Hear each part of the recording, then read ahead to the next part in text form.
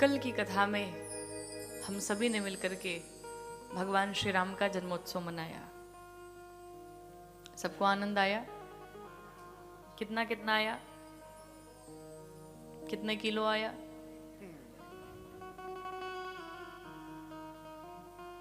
बता सकते हैं? नहीं बता सकते ना। ऐसे ही होता है। जो आनंद, जो अनुभव, जो खुशी इन नेत्रों को मिला, जो सत्संग से आनंद प्राप्त हो रहा है, जो आनंद इन कानों को मिल रहा है, उसे बताया नहीं जा सकता। ये सिर्फ अनुभव की बात है। सो सुख जान मन हरुकाना,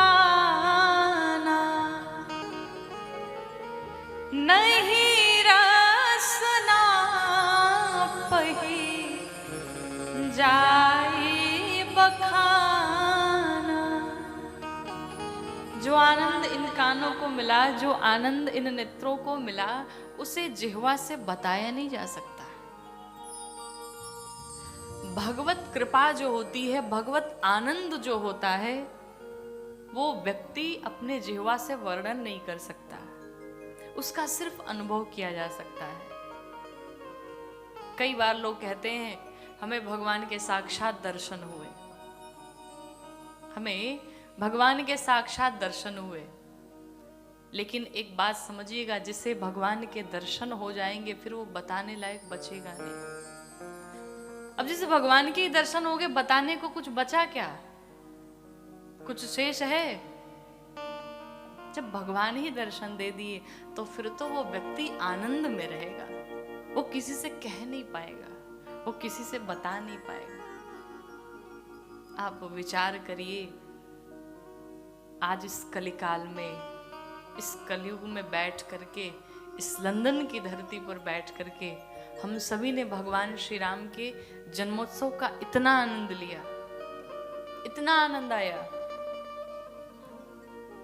तो उस समय कल्पना करिए, जिस समय साक्षात मेरे रघुनाथ जी अवतार लिए होंगे, उस समय महाराज दशरथ की क्या स्थिति रही होगी, अयोध्या वासियों की क्या स्थिति रही होगी, वो कितने आनंद में होंगे। भगवान राम का जब अवतार हुआ तो महाराज दशरथ की आयु पता है कितनी थी? 60,000 वर्ष के हो चुके थे।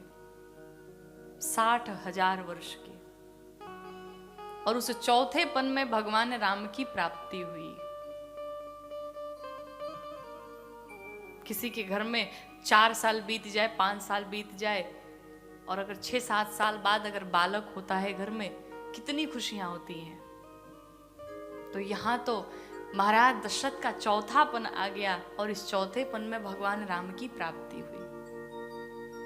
आपने कल कथा में ध्यान दिया, महाराज दशरथ गुरुदेव वशिष्ठ के पास जाकर के बैठे और कहते, प्रभु मुझे पुत्र चाहिए। एक चीज ध्यान दीजिए, कोई 30, 35, 40 वर्ष का व्यक्ति पहुंचे गुरु जी के पास और जाकर के कहे, प्रभु मुझे ऐसा आशीर्वाद दीजिए कि मुझे पुत्र की प्राप्ति हो जाए, तो बात ठीक लगती है ना।